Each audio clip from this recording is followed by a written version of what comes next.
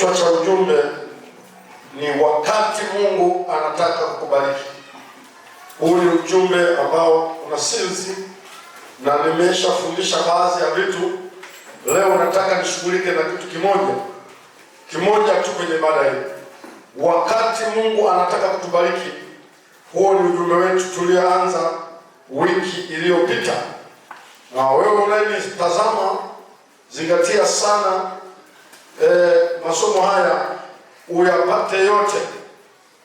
Kama nilivyosema, nafundisha kwa siri, usikose hata kimoja, na ikiwezekana ukikosa kuwepo ibadani, basi uliza ni nini kiliendelea.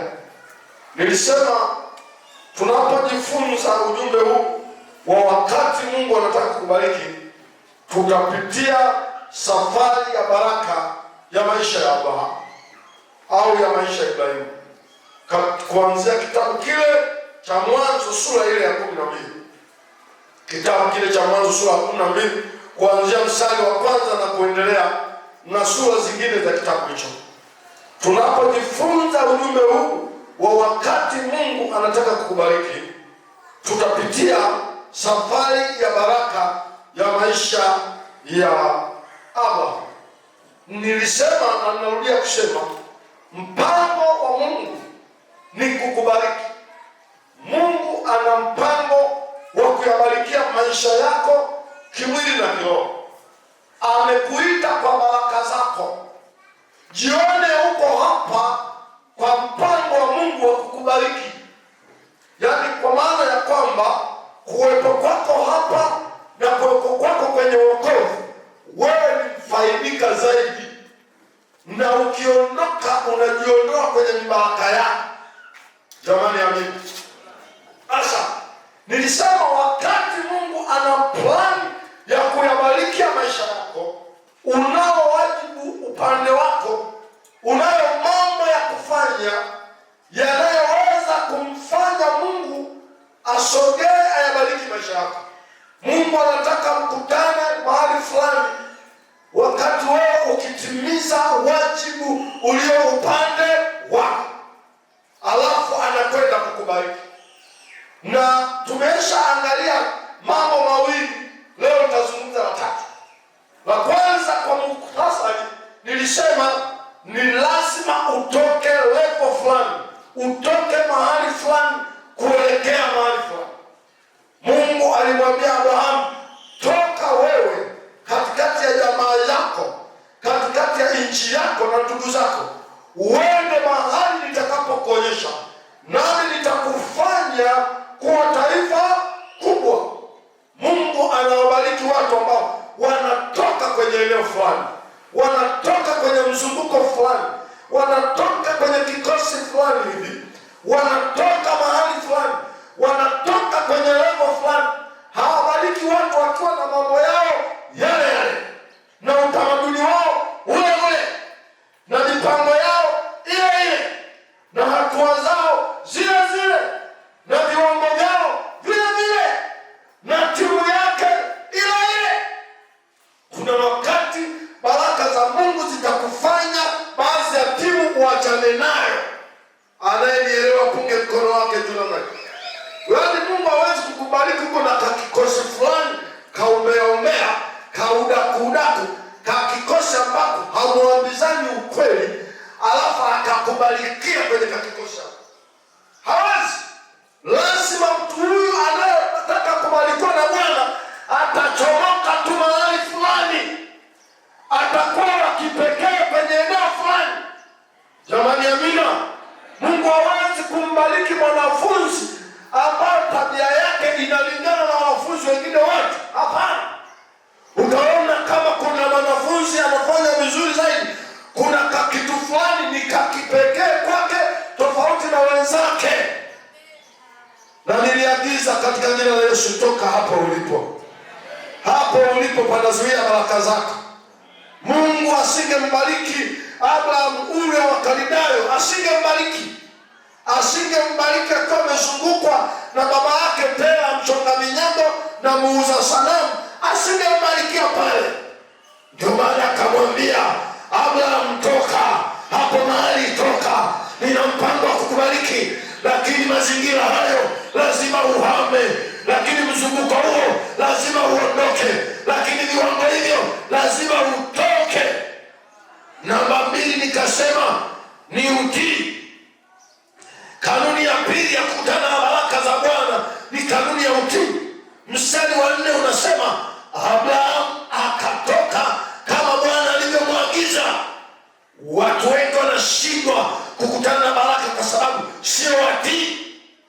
Sio watii. Nikaeleza utii wa tafsiri 2 katika Kiingereza, obedient na submit, kwamba kwenye maeneo mengine tunaugawanya ule utii. Kwa mfano, kwa mwanamke kwa mume wake tunasema awe na utii unaoitwa obedient, hali ya kutoka ndani ya moyo ya kumheshimu mume wake na kuamua kumsikiliza. Lakini kwa watoto ni submit, awe anataka awe hataki, lazima asikilize, vinginevyo itatembea ni kwaje. Nikasema kwa Yehova ni tofauti na kwa mume, ni tofauti kwa mtoto. Tunabeba aina zote mbili za utii, tuwe tunataka ama hatutaki. Kama Bwana ametuambia, tutasalenda na kumsikiliza. Abraham amekuwa mtii maisha yake yote. Kuna wakati mwingine Mungu anatuagiza mambo yanaonekana ni magumu, na wakati mwingine Mungu anaongea na sisi moja kwa moja direct, wakati mwingine anaongea na sisi indirect. Anatumia mtu fulani, anatumia mchungaji kuleta jambo ambalo litakupeleka kwenye baraka zako, lakini usipotii umekwamisha baraka zako. Jamani, amina. Mwambie jirani yako uwe mtii. Utii unaambatana na unyenyekevu. Utii unaambatana na kutokuwa mbishi. Utii unaambatana na kujidhibisha kiburi. Kisha kwa unasema mimi nani ataniambia nini? Nani ataniambia nini? Kila wakati wenzako wanakwenda kulia, wewe unaenda kushoto. Wanaenda kushoto, wewe unaenda kulia. Na nataka nikwambie, usipokuwa mtii, mbingu zinajua na viongozi wako wanajua. Jamani, amina. Ukimuuliza kiongozi wa chama cha baba atakwambia watii kwenye idara yake ni akina nani. Ukimuuliza mama atakwambia hilo hilo. Ukimuuliza CS atakwambia hilo hilo. Hata mimi ukiniuliza ninawafahamu watii na wasio watii. Mwambie jirani yako, usipokuwa mtii utakula jeuri yako. Sisi wao walikuwa wanasema uliache kilipeo. Uliache kilipeo, yaani utakula kilicho peupe. Kuna kipindi fulani tulikuwa tunagomanga kwa bibi na baba, anakutuma kwa wisi na maganza wa hewa, wanasema unafanya hivi, unafanya hivi. Sema sawa. Kuna siku moja live bila chenga niliona nakula jeuri yangu na utii. Ilipikwa mboga inaitwa sanya kwa kule Iringa. Mboga fulani na alikuwa wakati wa kiangazi, wakati wa mvua, ili ije iliwe wakati wa kiangazi. Mboga zilikuwa adimu. Unaichemsha, unaianika, alafu baadaye unaikausha, alafu baadaye ukija unachota kidogo unaipika. Sasa mimi nimejua leo tunakula mboga inaitwa sanya ngwa. Kumbe wenzangu wamewekewa nyama chini. Kibakuli kila mtu kile, lakini mimi najua ni mboga wote tunakula. Lakini kumbe mwenzangu imefunuliwa nani mboga ile chini afu imewekwa nyama. Sasa huyo amefanya kiburi leo. Sasa tunajua watoto utaweka siri hapa huko muda anachomoa anasema lakini sikuwa na sababu ya kurudi kuuliza kwa nini mwenzangu amewekewa nyama, mimi sijawekewa nyama. Nilielewa huo ni mshahara. Na kwa Mungu hivyo hivyo watii watapeta. Nasema watii wao wanapeta. Watii wao wanapeta. Lakini kama usipokuwa mtii kinakulamba, kwa Kiswahili cha sasa hivi wanasema. Sasa leo nataka nizungumze jambo la tatu la muhimu sana. Wakati unapoelekea kwenye baraka zake, ambalo ni muhimu lijue. La tatu, na nitazungumza moja. Jua ya kwamba utakutana na changamoto. Unapoelekea kwenye baraka zako, wakati Mungu amepanga kukubariki, moja ya mambo unapaswa kujua, utakutana na changamoto. Na hizo changamoto utapaswa uzikabili.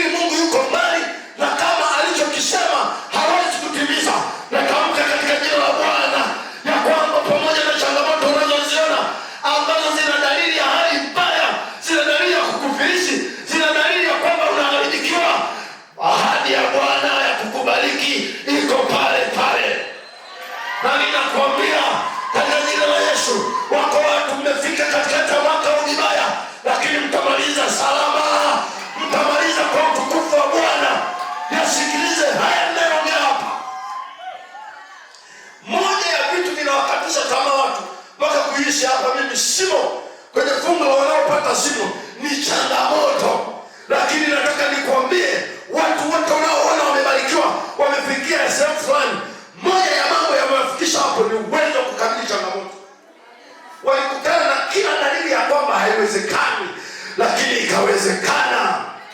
Walikutana na kila dalili ya kwamba wametupwa, wamedharauliwa, lakini mbele ikaja heshima. Walikutana na kila dalili ya kwamba wanafilisika na wanakwenda kupotea, lakini wakanyanyuka. Yule Bwana aliyeziotesha nywele za Samsoni yupo hapa kwenye ibada ya leo. Yule Bwana aliyesema mtu uliokatwa unaweza kuchipuka yuko hapa leo. Utafesi changamoto. Mwambie jirani yako, watu wanaoelekea kwenye baraka ukutana na changamoto kubwa sana. Wewe kama unakutana na changamoto vidogo vidogo, wewe unaelekea kwenye baraka. Mimi niliwahi kupoteza mtaji. Siku moja nakumbuka nimekimbia magari mawili Tandale. Yamepakia mzigo lakini sina hata hela, yani hata hela kukongolea huo mzigo haipo. Yani ukijumlisha mzigo wote ni kwamba huwezi kumlipa hata mwenye gari. Kwa hiyo nimekimbia magari na mzigo wake. Dereva ajue mwenyewe huo mzigo atampa nani, kama binamu yake au shangazi yake.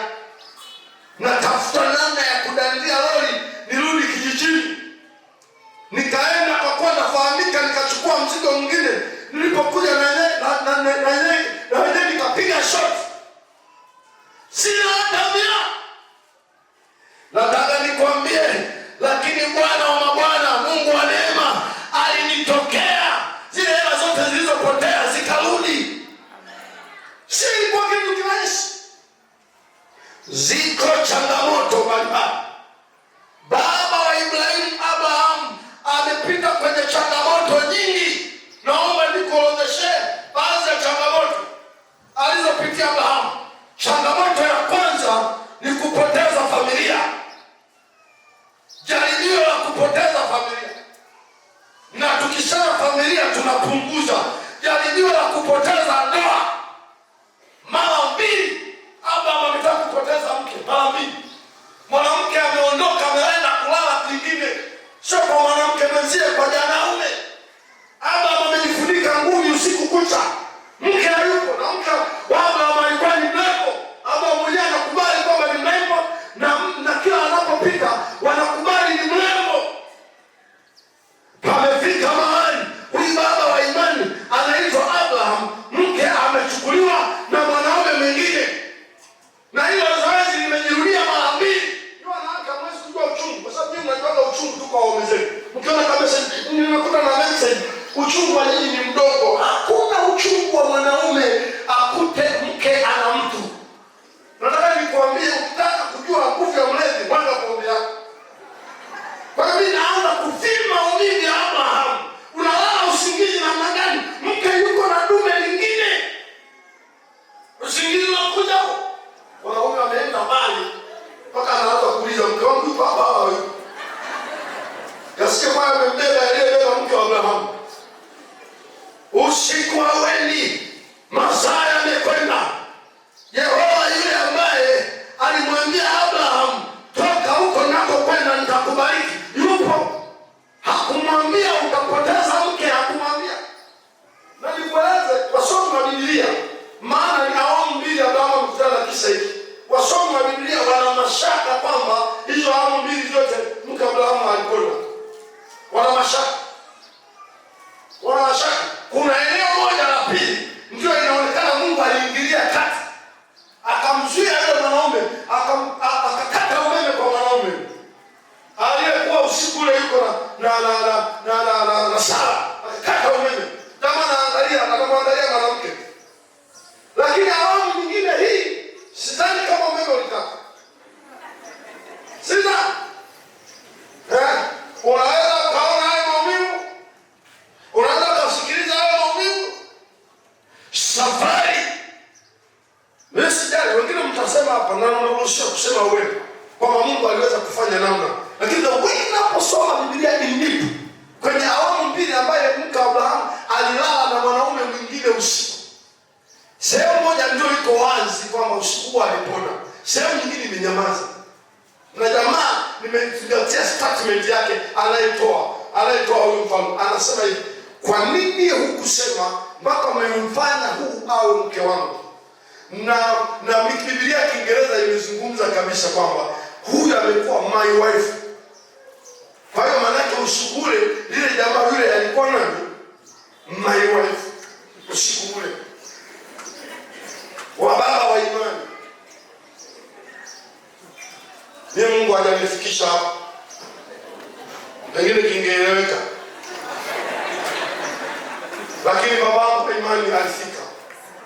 Kwa hiyo yeye ni role model wangu wa kuelewa ya kwamba kuna maumivu kwenye maisha, kuna maumivu kwenye kuelekea baraka, maumivu yasiyo na mfano, lakini hayazuii kufika unakofika. Changamka. Nakupa misali ya Biblia katika kile kitabu cha Mwanzo sura ya 12 mstari wa 14 hadi wa 16. Nisome tu kwa sababu hatuna misali mingi ya kusoma. Mwanzo sura ya 12 mstari wa 14 hadi wa 16. Biblia inasema 14 pale. Inasema, basi ikawa Abraham alipofika Misri, wa Misri walimwona mwanamke ya kwamba yeye ni mzuri sana. Wakuu wa Farao wakamwona, nao wakamsifu kwa Farao. Kuna chombo kimeingia hapo. Basi yule mwanamke akachukuliwa nyumbani kwa Farao, naye akamtendea Abraham mema kwa ajili ya mke. Yaani anampa zawadi Abrahamu, lakini Abrahamu anajua hii zawadi napewa, ila anaondoka ni mke wangu. Naye alikuwa na kondoo na ng'ombe na punda waume na watumwa na wajakazi na punda wake na ngamia. 17 inasema, lakini Bwana akampiga Farao na nyumba yake mapigo makuu kwa ajili ya Sarai mkewe Abrahamu. Unaona Bwana akafanya nini? Akampiga kwa ajili ya Sarai. Unaweza kupigwa kama una kosa, utapigwa, na hasa unayezingatia naye kupiga ni Mungu. Alikuwa na kosa lilifanyika, alikuwepo. Alafu anasema, ndipo Farao akamwita Abrahamu akasema, ni nini hili ulionitenda? Mbona hukuniambia kuwa huyo ni mkeo? Mbona ulisema huyo ni umbu langu? Hata nikamtwaa kuwa nani?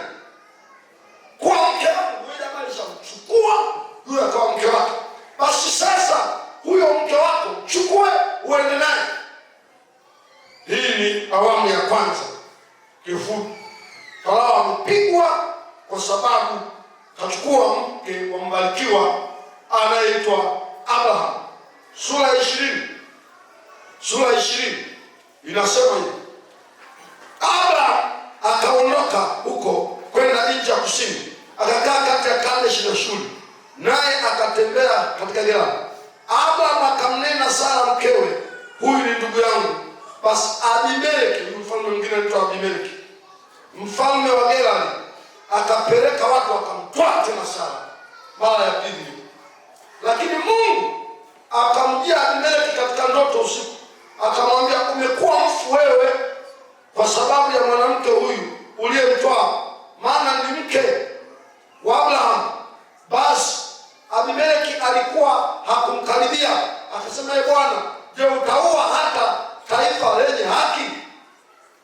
Naona na kuendelea. Mungu akasema, ndio maana nimekuzuia usimguze. Hii ni jaribio kubwa sana katika maisha ya Abrahamu kuelekea baraka zake. Jaribio la pili ni mgogoro kati yake na ndugu zake. Kwenye sura ya 13 mstari wa 1 hadi wa 7, Abraham anapotoka Uru ya Kaldayo, yeye Mungu alimwambia toka, lakini kwa huruma akambeba Lutu na ndugu zake ili amgeie baraka zile ambazo kimsingi zilikuwa zake tu. Lakini cha ajabu, tunaposoma maandiko, wale ambao Abraham aliwapa heshima, wastahili wasichokistahili, wakamgeuka. Lutu akamgeuka Abraham. Kukatokea ugomvi kati ya wafanyakazi wa Abraham na Lutu, ugomvi mkubwa sana kwa ajili ya mifugo. Na ugomvi Lutu anahusika. Kwa nini Lutu anahusika? Abraham alipoona ule ugomvi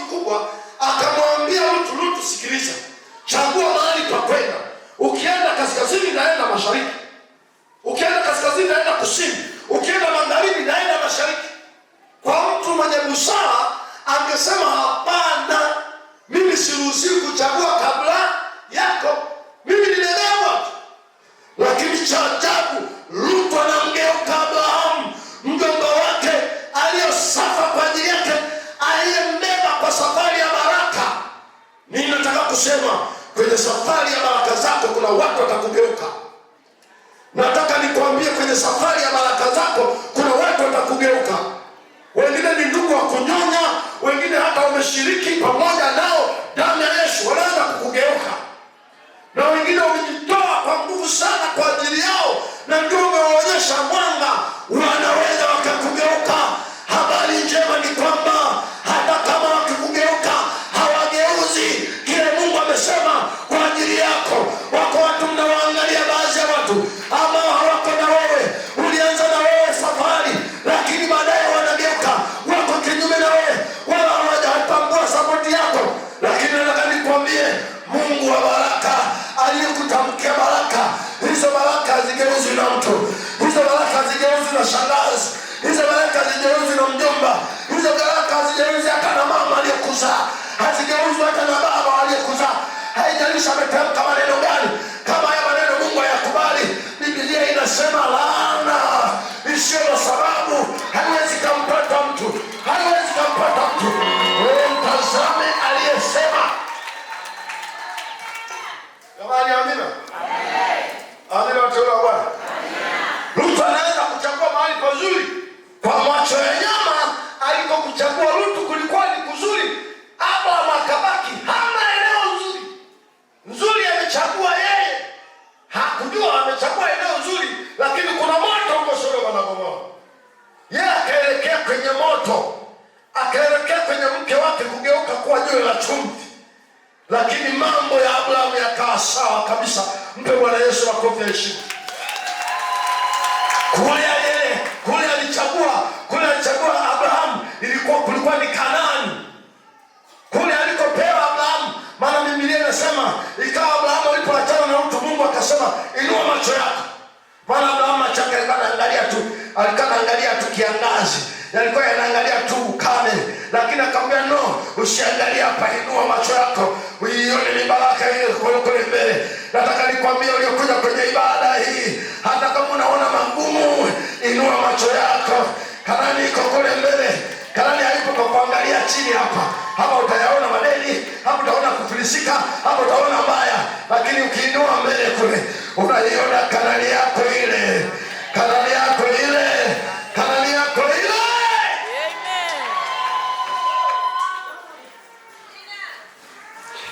Changamoto nyingine, changamoto ya uchelewevu wa baraka. Changamoto ya uchelewevu. Ukisoma sura ya 15, ngoja nikusomee sura ya 15.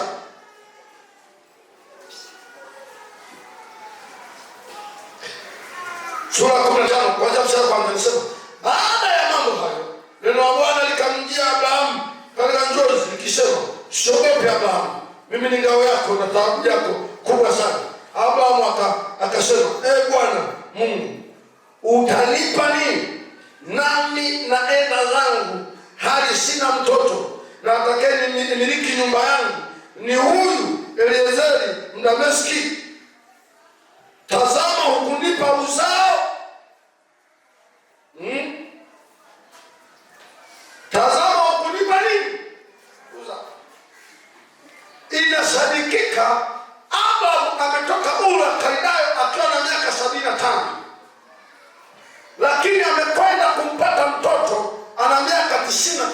Watu wanasema kati ya 20 mpaka 20 kitu. Abraham alisubiri. Mwambie jirani yako, kuna wakati mwingine kuna kauchelewevu fulani. Mwambie unaweza kukutana na kauchelewevu. Na kwa nini? Kwa sababu sisi tunataka haraka. All the sport tunataka kuona tumebarikiwa. Sasa kuna tumebarikiwa. Hata mimi unaona hapa nilipofika sijabarikiwa sana. Kuna baraka mikubwa mbele. Lakini huu ni mwaka wangu wa 30 wa huduma full time. Mwaka wa 30. Huu ni mwaka wangu wa 35 wa huduma yangu kuchanganya na part-time. Part-time nimeanza mwaka 90 kwenda kufungua kanisa na kurudi, kukaa kulichunga kanisa miezi 3 na kurudi mwaka 1990. Vijana wengi walikuwa hawajazaliwa full time kanisa. Yaani ukubwa wa Hebroni ule mnamo na simama huo umri huo. Mimi nimeanza huduma ya full time hajazaliwa huyo. Mpaka sasa hizi naye ameoa anaitwa baba. Sio kama kuna kauchewevu fulani. Na nataka nikwambie Mungu anazisuka baraka zako ili zikitua kwako zisiondoke. Ziko baraka za mwanzoni zinaingianga na kutoka, lakini ziko zile wanaita wahe sakaluleke, haziondoki, zinakamatana na wewe, maana zina msingi, hazina mihemko, zina misingi. Zio ni baraka za huduma, zinakuwa zina misingi, maana zimeimarisha na mapitio mengi. Zio baraka za uchumi zinakuwa zina nini? Zina misingi, maana zimeimarisha na mapito mengi. Umeshajua hela inakimbiaga, kumbe ulikuwa unajua mthamani huwa haina mabawa. Sasa umeshajua hela inarukaga mabawa. Na umeshajianza kujiondoa hata kwenye jina la Baba Huruma. Kwa sababu umeshajua kumbe hela ikiondoka inaondoka na haso peke yangu. Ziko changamoto za uchelewevu. Maandiko yanatuonyesha Bwana hakawii kutimiza ahadi zake kama wengine wanavyokuzania nini? Kukawia kwake. Maana bali uvumilia kwetu. Maana hapendi mtu yote afanye nini? Apotee. Abraham alisubiri. Hapa anahojiana na Mungu, anasema utanipa nini? Mungu anamwambia mimi ni ngao yako na thawabu kubwa. Anasema utanipa nini? Hii changamoto ya uchelewevu ichanganye na changamoto ya kukata tamaa. Ziko nyakati unaweza kukata na tamaa. Hata mimi zimenikuta. Kuna kipindi nilishajua uchungaji, nimevamia show wangu. Alafu kila stage unaofika ina wafuasi. Yaani ukikata tamaa, wako wafuasi wa kukata tamaa wapo. Usije ukafikiri utawakosa. Wewe jaribisha hata sasa. Sema naenda kunywa pombe, unasema hivi tukanywe kabisa. Kila changamoto unayoifesi ina wafuasi. Nilielewa hapa ndo mwisho. Nimefika mwisho. Lakini nataka nikwambie mpaka leo nipo. Na nipo. Changamoto ya uchelewevu uichanganye na ya kukata tamaa. Kote hata hii place ni worship team. Wewe unakata tamaa, wakakusukuma kabisa hapa. Wewe huwezi, hata si watuambia huwezi wewe. Katuambia huwezi wewe. Sasa hivi tunaweza kweli? Hata kusema siwezi sasa hivi kama unaweza. Changamoto nyingine, changamoto ya njaa. Hata wamekutana na njaa, yaani kukosa mahitaji kabisa, kukosa chakula kabisa. Changamoto nyingine, changamoto ya vita. Watu wananyang'anya mali ulizonazo. Sura 14 mstari 12 na kuendelea. Hao wamekutana nazo. Hakutana changamoto hizo. Lakini hazikuzuia Mungu kukutana na baraka zake ambazo Mungu alimtamkia ya kwamba nitakubarikia. Changamoto ya mwisho, changamoto ya kutoa sadaka kubwa inayomgharimu. Yaani una changamoto, kuna kitu unakitaka, alafu Mungu anakitaka hicho. Na hapa ndio wengi wanakwama kabisa. Yaani at least unasema sasa kaisaka haka nimekashika. Alafu na Mungu anataka kaisaka hapa. Hili kweli changamoto kubwa sana. Hapa wameshindwa kufanya kikao cha kifamilia kwenye changamoto hiyo, kwamba namwambia mke wangu ananieleweje. Tumepata katoto kamoja kanaitwa Isaka. Alafu nimwambia Mungu anakataka, sio kakae kauni nikakapitishie kisu shingoni, nikakachinje, nikakapoteze. Mimi ameniangalia hapa anasema hata mimi hiyo singeweza. Changamoto ya mtu kutaka, Mungu kutaka hicho nacho.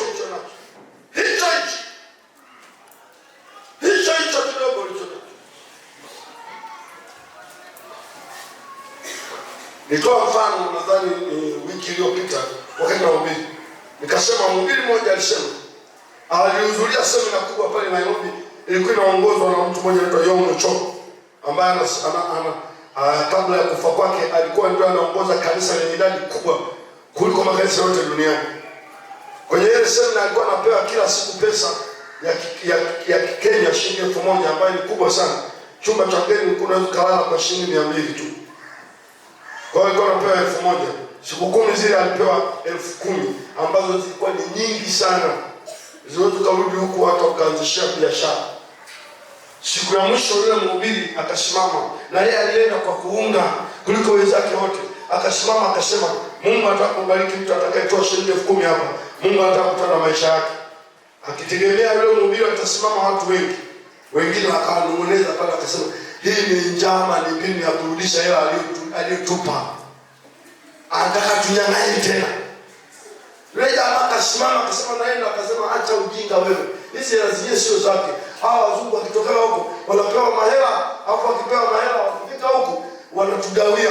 Sasa anataka arudishe atutugawia ili aonekane kwenye runinga kwamba anagawa hela kwenye mapicha.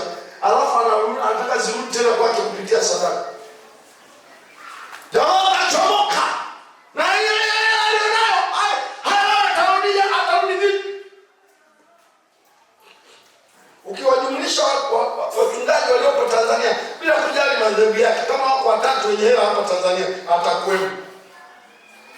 Lakini alishinda changamoto. Wale wenzake wakakaa kimya. Changamoto ya Mungu kukitaka hicho ulicho nacho, ulichokitaka. Wakazuia. Walipozuia akabaki. Yule akapita. Alipopita tu, saizi ndio anampigia makofi. Mtu ana mahela, ana helikopta. Wakati unaelekea kwenye baraka, lazima baadhi ya changamoto uzishinde, ndipo utakutana na baraka zako. Unaweza kusimama pale ulipo.